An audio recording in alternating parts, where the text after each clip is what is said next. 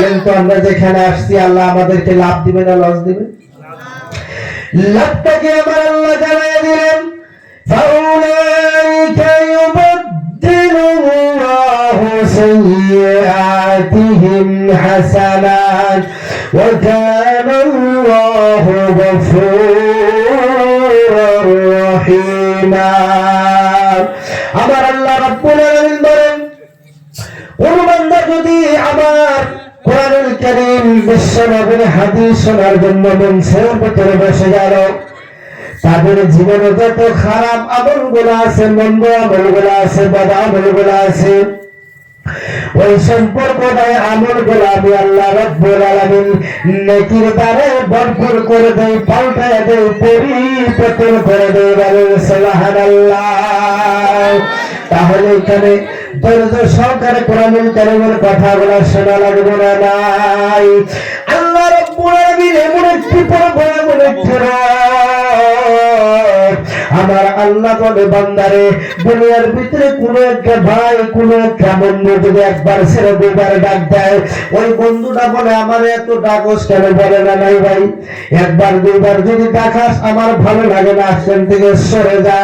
বন্ধু একবার ডাক দিলে, দুইবার ডাক দিলে বন্ধুর ভালো লাগে না। আমার আল্লাহ বলে, পৃথিবীর বান্দারে তুই বান্দা যদি আমি আল্লাহ রাব্বুল আলামিনকে যতবার করে ডাকবি, আমি আল্লাহ রাব্বুল আলামিন তোর মতো বান্দার নিকটে আগে যাই। বলেন সুবহানাল্লাহ। দুনিয়ার ভিতরে আল্লাহ রাব্বুল আলামিন অসংখ্য দুনিয়ার ভিতরে মানুষকে আল্লাহ সৃষ্টি করেছেন। কাউকে দেখেন কানা আন্ধা সৃষ্টি করেছে, লুলা সৃষ্টি করেছে, করছেন না নাই ভাই? কাউকে দেখেন পঙ্গু বানায় আল্লাহ বাড়ির ভিতরে বসায় রাখছে। একজন মানুষকে আল্লাহ রাব্বুল আলামিন অন্ধ বানায়, ওর কি কোনো দোষ আছে ভাই? কোনো দোষ আছে? এর আগে আমি আপনাদেরকে একটা ঘটনা জানাই দেই। এত সুন্দর ভাবে আল্লাহ আমাদেরকে অন্ধ প্রত্যঙ্গগুলা ভালো করেছে, কিন্তু এই জায়গার ভিতরে ধর্মীয় অনুষ্ঠান শোনার জন্য মানুষ নাই। যার দুনিয়ার ভিতরে একটা কানের ভিতরে বোমা আছে, সে বোঝে কানটার কত দাম রে বাবা। যার দুনিয়ার ভিতরে দুইটা চোখ নাই, ওই মানুষটা বোঝে চোখের দাম কত। যার ঠ্যাং নাই, ওই মানুষটা বোঝে ঠ্যাংয়ের কত দাম রে বাবা। যার মানুষের নাকের ভিতরে প্রবলেম আছে, সে বুঝতে পারে নাকের মধ্যে ব্যথা। আল্লাহ নবী হযরত মুসা বিশ্ব নবী আগে হযরত মুসা নবী যখন পাহাড়ে চলে যান, ওই যাওয়ার সম্মুখে রাস্তা দিয়ে একটি মানুষ বসে আছে। আল্লাহর বলে ওইটা ডাক দিয়েছে, মুসা কোন জায়গায় চলে যাও? বলে তুর পাহাড়ে চলে যাই। কেন? আল্লাহর সাথে কথা বলার জন্য তুর পাহাড়ে চলে যায়। ওই বুজুর্গটা বললে, মুসা তোমাকে এমন একটা প্রশ্ন করতে চাই। আমাকে আল্লাহ এত সম্পদ দিয়েছে, এত মাল দিয়েছে, এত ধন সম্পত্তি দিয়েছে, কিন্তু একটি বার হলেও আমার সম্পত্তি কমতেছে না। আল্লাহর আল্লাহ আমাকে এত সম্পদ দিয়েছে, খালি সম্পদ খালি বাড়িয়া যায়, বাড়িয়া যায়। এই সম্পদটা কি কাম করলে সম্পদ কমিয়া যাবে? আল্লাহর কাছে প্রশ্নটা শুনে আসে, আমাকে খবর দিয়ে দিলাম। এই মানুষটাকে ছেড়ে দিয়ে যখন দ্বিতীয় স্তরে চলে গেছে, ওই জায়গার ভিতরে একটা বুড়িমা ডাক দিয়ে বলে, মুসা নবী এদিকে আসো, আমার একটা প্রোগ্রাম শুনে যান। মুঘল পড়তে গেছে, আপনি দূর পাহাড়ে চলে যান আল্লাহর কাছে কথা বলার জন্য। আল্লাহর কাছে প্রত্যেকদিন দূর পাহাড়ে যায়, আল্লাহর কাছে আপনি কথা বলেন, আল্লাহর সাথে কথা বতরা বলেন। আপনি হলেন মুসা কালিমুল্লাহ। আমি আপনাকে একটা প্রশ্ন করতে চাই, আল্লাহ আমাকে কেন এত গরিব বানাইলো? রাত্রে যখন হয় ঘরের ভিতরে ঘুম করে না, বুঝতে আসলে আমি কাপড় চোপড় পর্যন্ত ভিজে যায়, ঘুম আসতে পারি না। ও মুসা নবী আল্লাহর কাছে একটু জানিয়ে আসেন, আমাকে কেন এত আল্লাহ গরিব বানাইলো? কি কাম করলে আমি ধনী হইতে পারবো? পরিবারকে ছেড়ে যখন একটু আগে চলে গেছে, ওই জায়গার ভিতরে দাঁড়িয়ে দেখে একটা গাছের নিকটে কোন মানুষটার কোন একটি মানুষ ওখানে আছে। ওই মানুষটার হাত নাই, পাও নাই, নাক নাই, কান নাই, কিন্তু জিহ্বা দিয়ে আল্লাহর শুকর আদায় করতেছে। মুসা নবী দৌড়ে চলে গেলেন, ও যুবক রে, তোমাকে তো আল্লাহ অঙ্গ প্রত্যঙ্গ দেয় নাই, তুমি কিভাবে তুমি আল্লাহর শুকর আদায় করতেছো? ওই মানুষটা বলতেছে, তোমাকে চিনি না, তুমি কে? বলে আমি মুসা নবী। ওই যুবকটা বলে, মুসা, আল্লাহ আমাকে অঙ্গ দেয় নাই, প্রত্যঙ্গ দেয় না, আমি তার জন্য বেজার না। আল্লাহ রাব্বুল আলামিন আমাকে এমন একটি বস্তু দান করেছে রে মুসা, ওই বস্তুটার আমি জিকির আদায় করতে করতে, আমি আল্লাহর শুকর আদায় করতে করতে আল্লাহর নিয়ামত আমি শেষ করতে পারছি না। মুসা নবী বললেন, কি তোমাকে আল্লাহ এত বড় বস্তু তোমাকে দান করেছে, কি দিয়েছে? যুবক বলল, মুসা গো, আল্লাহ আমাকে হাত দেয় নাই, পা দেয় নাই, তার জন্য আমি বেজার না, বেজার না। আল্লাহ আমাকে একটা বস্তু দান করেছে, আল্লাহ আমাকে জবান শক্তিটা দিয়েছে, এই জবানের প্রশংসা করে আমি শেষ করতে পারছি না। যেটি বলা যাবে সুবহানাল্লাহ। মুসা নবী আচরিত হয়ে গেলেন। যাওয়ার সময় বলল, মুসা গো, আপনাকে একটা কথা বলতে চাই।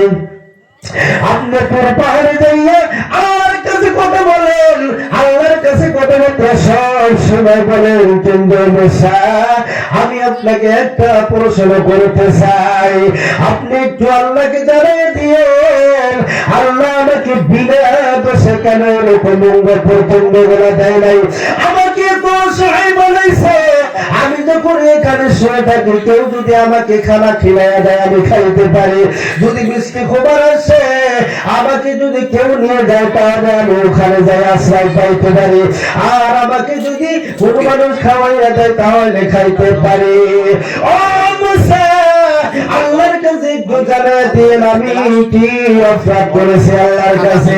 মুসা নবী কথা দেয়া আল্লাহর কাছে কথাবার্তা শোনার জন্য যখন ওখানে বসে গেল, আল্লাহর সাথে কথাবার্তা বলার পর মুসা নবী ভুলিয়ে গেছে, যখন রওনা করলো মুসাকে বলল, মুসা রে, রাস্তা কি ভিতরে কি তোমাকে কোনো মানুষ কিছু জিজ্ঞাসা করেছে? মুসা নবী বলল, আমি তো বলে গেছিলাম, কথাটা আমার সরল হয় নাই গো আল্লাহ। তিনবার মানুষ আমাকে তিনটা প্রশ্ন করে দিয়েছে গো, তিনটা প্রশ্নের জবাব যদি আমি না নিয়ে যাইতে পারি বড় জ্বালা হয়ে যাবে। এইবার জানিয়ে দিল, শর্টকটের ভিতর থেকে বলে আলোচনা বড় লম্বা হয়ে যাবে। বাইরে আমার গো, ওই যে মানুষটাকে অঙ্গ প্রত্যঙ্গ দেয় নাই, ওই মানুষটাকে আসার সঙ্গে জিজ্ঞাসা করলো, মুসা নবী গো, আল্লাহর কাছে আমার কি জবাবটা নিয়ে আসছেন? মুসা নবী বলল, ও যুবক রে, তোমাকে আল্লাহ হাত দেয় নাই, পাও তোমাকে দেয় নাই, তোমার কারণ একটাই হবে, কিয়ামতের ময়দানে আল্লাহ বলল তোমাকে জাহান্নামের গর্তটা আছে, ওই গর্তটার ভিতরে তোমাকে রাখা দেওয়া হবে। তোমাকে ওই জায়গার ভিতরে তোমাকে জাহান্নামের দরজাটা তোমাকে দেয়া বন্ধ করে রাখতে হবে। এই মানুষটা যুবকটা কথাটা শুনিয়ে থেকে আল্লাহর কাছে খাখা করে হাসা শুরু করলো। মুসা নবী বলে, আহারে গো, তোমাকে আল্লাহ হাত প্রত্যঙ্গ দেয় নাই, জাহান্নামের রাস্তায় তোমাকে ফেলিয়ে দিব, আর তুমি কথাটা শুনিয়ে তো হাসতাও, কারণ বুঝতে পারলাম না। ওই যুবক বলে, মুসা আমি আল্লাহর কাছে বড় শুকর আদায় করতেছি রে মুসা নবী, আমি ভাবলাম আল্লাহ আমাকে একদম বেকার তৈরি করে দিয়েছে, আমার হাসার কারণ আল্লাহ আমাকে যে জাহান্নামের দরজাটা বন্ধ করিয়া রাখবে, আমি এটাই বুঝতে চাই। আল্লাহ রব্বুল আলামিন আমাকে বেকার সৃষ্টি করে নাই, বেকার সৃষ্টি করে নাই। আল্লাহ রব্বুল আলামিন উনি আমাকে সৃষ্টি করেছে, যা করবে তার উপরে শুকর আদায় করেছে। আল্লাহ কাছ থেকে বলে, মুসা রে, ওই যুবকটার কথাটা শুনে আমি আল্লাহ সন্তুষ্ট হয়ে গেছি, ঘোষণা দিলাম রে মুসা, ওই বান্দাকে আমি জান্নাতুল ফেরদাউসে দিয়ে দেব। জোরে কি বলা যাবে সুবহানাল্লাহ। বাইরে আমার দুনিয়ার ভিতরে অঙ্গ প্রত্যঙ্গ মানুষ দেয় নাই, ওই মানুষটা এত সুন্দর ভাবে আল্লাহর শুকর আদায় করলো। আর ওই বুড়িমাকে জিজ্ঞাসা করলো, বুড়িমা তোমাকে ধনী আল্লাহ বানাই নাই, কিন্তু কোনো কথা নাই, আল্লাহ তোমাকে যদি গরিব বানাইছে, গরিবের উপরে তুমি শুকর আদায় করো, আল্লাহ রব্বুল আলামিন তোমাকে ধন্য করিয়া দিবে। 3 নম্বর প্রশ্ন, ওই যে আল্লাহর ওলি বলছিল আমার সম্পদ কেন কমে না, আল্লাহ রাব্বুল আলামিন জবাব দিয়েছিলেন, মুসা রে আল্লাহর ওলিকে বলিয়া দে উনি জানি জীবনে কোনদিন মক্তব মসজিদে জানি দান করা বন্ধ করিয়া দেয়, আল্লাহর শুকর আদায় জানি করে না, মক্তব মসজিদে জানি দান দক্ষিণা করে না, ওনার মাল এমনি কমিয়া যাবে। বাইরে দুনিয়ার ভিতরে মানুষ সম্পদ পায় আল্লাহকে ভুলে না নাই, ভুলে না নাই ভাই, দুনিয়ার ভিতরে আল্লাহকে ভোলে না নাই, এরকম মানুষ আছে না নাই? অনেকগুলা মানুষ আছে দেখেন সম্পদ পায়া ভাবে যে জীবনে পুরো আমরা সম্পদ করে আনেছি, আমার আর কোনদিন প্রবলেম আসবে না, অভাব আসবে না, এইরকম দুনিয়ায় বলে না নাই। দুনিয়ার ভিতরে আল্লাহ রাব্বুল আলামিন বলেন, ও বান্দারে এই দুনিয়ার ভিতরে মনে রাখেন, কুল্লু নাফসিন বিমা কাসাবাত রাহিনা, প্রত্যেকটা মানুষের কিয়ামতের ময়দানে যার যার জব তার দিতে হবে। আল্লাহ রাব্বুল আলামিন বলেন প্রত্যেকটা মানুষের নিজে নিজের আমল নিজে নিজের ভিতরে আবদ্ধ হয়ে থাকতে হবে। আপনার জব আপনার প্রিয় স্ত্রী দিবে না, আপনার জব আপনার সন্তান দিবে না, আপনার জব আপনার প্রিয় মাও দিবে না, আপনার নিজে নিজের আমলের ভিতরে যা করেছে কঠিন হাসরের ময়দানে আল্লাহ রাব্বুল আলামিনের সম্মুখে তোমার এই জবগুলা দিতে হবে। কি বলছেন আল্লাহ রাব্বুল আলামিন বলেন, মা ইয়ালফিযু মিন কাওলিন ইল্লা লাদাইহি রাকীবুর আতীদ।